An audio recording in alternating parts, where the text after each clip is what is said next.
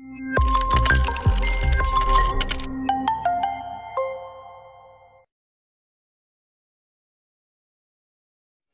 lagi di rumah nih guys. Jangan lupa like, comment, and subscribe. Mencari tempat kos di kota besar memang tak begitu sulit, apalagi dekat dengan kampus serta tempat perbelanjaan. Namun, kos dengan harga murah serta nyaman itu sangat sulit. Itulah yang aku rasakan di awal menginjakan kaki di kota untuk kuliah. Dengan nama Bayu, aku menjelajahi setiap sudut gang guna mencari tempat kos yang cocok denganku. Meski pada dasarnya aku bisa kos dimanapun dan harga berapapun, mengingat orang tuaku sangat mapan di kampung. Tapi aku lebih memilih kos biasa saja guna menghemat uang. Karena sejak kecil aku memang sudah diajarkan hidup sederhana hingga aku terbiasa sampai sekarang. Bahkan aku termasuk anak rumahan yang jarang keluyuran tidak jelas. Namun dalam hal kepintaran tak main-main. Aku bisa kuliah dengan beasiswa dari kampus yang nantinya akan menjadi tempatku belajar selama 4 tahun ke depan.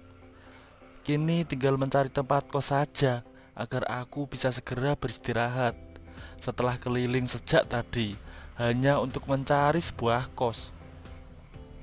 Setelah keliling dan berkali-kali tanya pada orang sekitar, akhirnya aku sampai di sebuah kos yang letaknya paling ujung, sudah perbatasan langsung dengan sungai.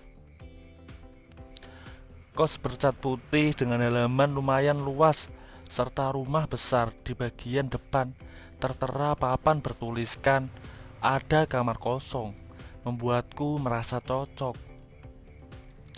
Kuhampiri seorang wanita berjilbab di depan rumah, sedang asik menyirami tanaman. Mungkin usianya sekitar 40 tahun atau lebih, dengan baju tertutup sampai bawah. "Permisi bu, maaf mengganggu," kataku sopan. Wanita itu pun menoleh ke arahku, kemudian tersenyum. "Iya dek, ada perlu apa?" katanya dengan tutur kata yang lembut. Wanita berjilbab itu masih tampak cantik, meski ada sedikit keriput di wajahnya. Namun tetap terlihat anggun dan menawan. Apalagi suaranya juga lembut. "Saya mau cari tempat kos, apa benar ada kamar kosong?" kataku. "Oh betul dek, ada satu di ujung. Kalau adik mau, mari saya antar," katanya kembali, masih lemah lembut. Aku berjalan pelan di belakang ibu berjilbab itu, sembari melihat keadaan sekitar, sampai akhirnya aku melihat sebuah bukit belakang cukup besar, namun tertutup rapat. Dari mata sampai ke pikiranku, membuat aku membayangkan bagaimana bentuk dari bukit belakang itu. Karena tertutup rapat, namun tak bisa menutupi ukuran aslinya. "Ini dek kamarnya, bisa lihat-lihat dulu," kata ibu berjilbab itu, membuatku langsung memandangnya. Namun grogi, takut beliau tahu apa yang terjadi. Iya bu, saya lihat dulu ya," kataku langsung mengarahkan pandangan pada sebuah kamar dengan bagian dalam bersih serta cukup wangi. Sambil melihat-lihat, ibu berjilbab itu menjelaskan tentang harga serta waktu pembayaran juga. Terdapat fasilitas wifi untuk penghuni kos. Mendengar penjelasannya membuatku tertarik dan merasa cocok. Terlebih bila kulihat ibu berjilbab itu sangat ramah, juga baik, jadi bisa membuatku semakin betah di kosan ini. "Kalau begitu saya bayar sekarang saja ya bu, untuk bulan ini," kataku. "Oh gak masalah kalau memang uangnya sudah ada. Tapi nama adik siapa? Ibu belum tahu," katanya sambil menjulurkan tangan. "Saya Bayu bu," kataku sembari menjabat tangannya. terasa begitu halus. Menandakan beliau tak pernah kerja kasar. Sumiati, biasanya penghuni kos memanggil Bu Umi, tapi terserah Bayu saja mau panggil gimana, katanya sambil mengakhiri salaman kami. Kalau gitu ibu tinggal dulu ya, semoga kamu betah kos di sini, kata Bu Umi, lalu pergi sambil kutatap kepergiannya. Pasti aku akan betah di sini, mengingat di sini aku bisa melihat bukit belakang besar setiap hari. Meski tak begitu jelas karena selalu tertutup, namun tetap ukurannya bisa aku bayangkan. Selain pemandangan indah, setiap hari aku juga beruntung bisa kos di tempat Bu Umi. Bila aku perhatikan, beliau begitu ramah serta lemah lembut dan kelihatan baik. Tak ingin terlalu memikirkan, aku memilih untuk istirahat supaya nanti bisa segar saat mencari keperluan untuk kamarku yang tentu masih kosong melompong, tak ada apapun. Dan kehidupanku di kota pun dimulai dari kuliah sampai sesekali nongkrong bersama penghuni kos lainnya, sembari ngobrol banyak hal. Tak lupa juga tentang ibu kos kami. Karena di antara penghuni kos, akulah yang paling junior. Jadi aku lebih memilih mendengar dan sesekali bicara saat ditanya. Dari obrolan itu, aku banyak tahu tentang Bu Umi. Beliau sudah lama berkeluarga dengan suaminya yang bekerja di sebuah perusahaan tambang. Umur Bu Umi sebenarnya 47 tahun, namun masih terlihat awet muda dan cantik. Apalagi dipadu dengan style jilbab mengikuti zaman, membuat dia semakin mempesona. Apa yang aku rasa tak jauh berbeda dengan penghuni kos lainnya. Bahkan ada yang sangat mengagumi, bukan cuma sikap, namun juga banyak hal. Dan tentu pasti di titik itu. Dan mendengar itu, aku hanya bisa tertawa sembari menggeleng kepala. Ternyata ada yang sepemikiran denganku. Waktu terus berjalan dan aku semakin betah tinggal di sini. Sekarang aku bersiap untuk mencari sarapan. Meski matahari sudah lumayan tinggi, tapi untungnya hari ini aku libur.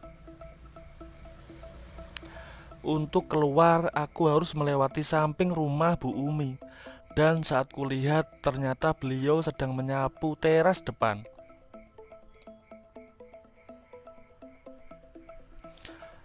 Tapak Bu Umi mengenakan jilbab dengan warna sama dengan baju gamis yang ia pakai, dan itu menutup sampai mata kaki. "Permisi Bu Umi," sapa aku sopan, membuat Bu Umi menoleh ke arahku dan menghentikan sejenak kegiatannya.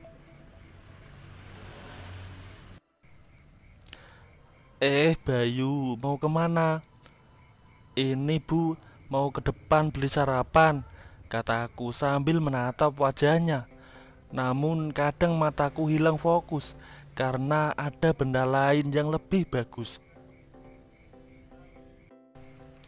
Meski benda itu ditutup, namun masih agak terlihat bagaimana ukurannya.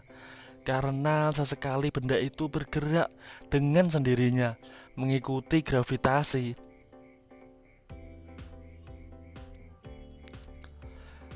"Masa jam segini baru sarapan? Apa kamu nggak kuliah?" tanya Bu Umi sembari mendekat ke arahku sambil membawa sapu di tangan. Kulihat sapu itu digenggam begitu erat.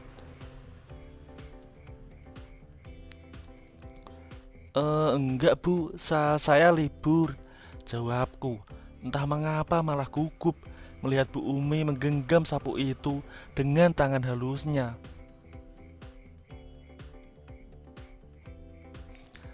Entah karena belum makan atau bagaimana, pikiranku jadi kacau hanya melihat cara Bu Umi menggenggam sapunya. Meski itu nampak biasa bila dilihat orang lain.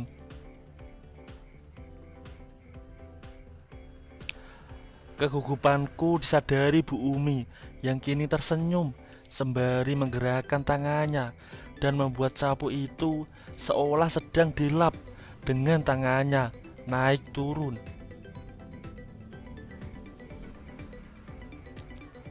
"Kok kamu gugup gitu?" kata Bu Umi. "Gak apa-apa Bu, mungkin cuma lapar, jadinya kurang konsen," jawabku. "Kalau gitu kamu makan di rumah ibu saja," tawar Bu Umi sambil tersenyum.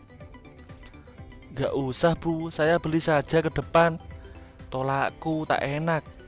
"Gak apa-apa Yu, sekalian nanti ibu mau minta tolong ajarin pakai laptop. Soalnya kemarin ibu baru beli laptop," kata Bu Umi.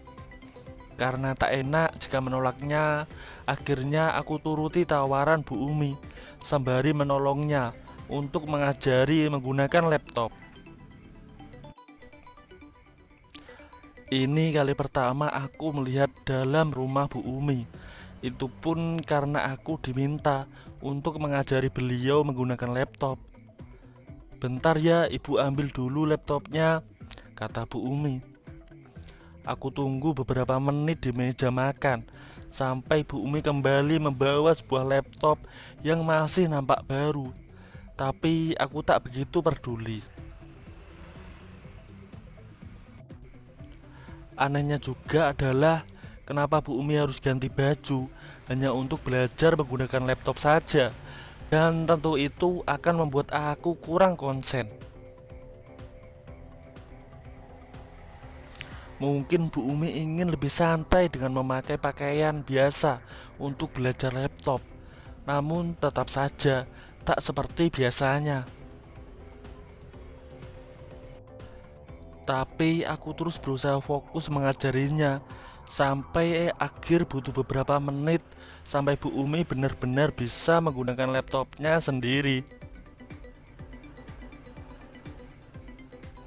Meski kadang aku lebih fokus pada benda besar yang ada di sebelahku, karena memang tak pernah kulihat sebelumnya. Jadi aku sangat penasaran dengan wujudnya.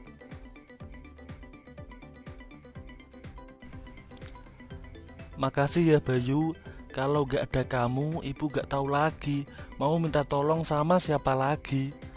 Sekarang ibu bisa nonton drakor pakai laptop ini," kata Bu Umi panjang lebar.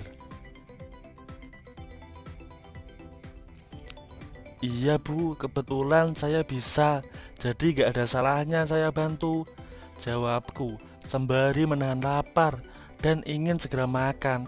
Namun Bu Umi belum juga menghidangkan. "Sama satu lagi yang kamu pasti bisa tolong ibu sekalian," kata Bu Umi membuatku bingung. Namun hanya sesaat karena aku sudah tahu apa maksudnya. Meski terkesan aneh buatku, namun ku pikir wajar jika semua itu terjadi. Mengingat selama ini cuma ada Bu Umi di rumah mengurus semuanya sendirian. Bu Umi menyiapkan paha serta dada besar yang masih kelihatan hangat untuk makanku kali ini. Tapi aku masih belum berani untuk makan karena belum disuruh. Tampak Bu Umi masih sibuk sendiri menyiapkan semuanya.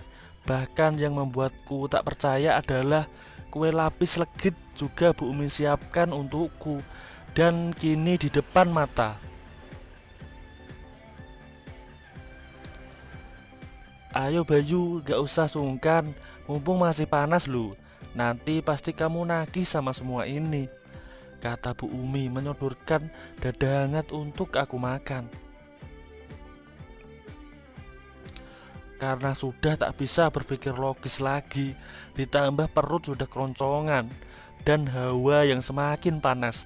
Aku tak menyia-nyiakan apa yang ada di depan mataku. Dengan penuh semangat, ku nikmati semua paha, dada, dan juga kue lapis legit punya Bu Umi sampai benar-benar kenyang meski ada bekasnya. Bu Umi juga tampak senang dengan sikapku hingga dia terus memujiku tanpa henti. Yang nikmat itu sebenarnya makan punya ibu. Buktinya saya sampai berkeringat, kataku. Selama makan tadi Bu Umi juga terus memberiku kata semangat. Jadi aku lebih agresif untuk terus menikmati apa yang sudah Bu Umi hidangkan, karena memang sangat enak dan cocok untukku. Ternyata meski sudah berumur dan mengenakan jilbab, Bu Umi masih perlu. Bahkan kue lapis legitnya begitu enak sampai aku tak bisa berkata-kata. Mungkin hari-hariku di kos ini akan lebih indah lagi setelah Bu Umi bersedia menyiapkan paha serta dada besar masih hangat ditambah kue lapis legitnya untuk ku makan. Semua itu karena aku bersedia menolongnya dikala dia membutuhkan aku. Tapi tak masalah, yang penting aku mendapat legitnya untukku nikmati sembari mengenyangkan perut.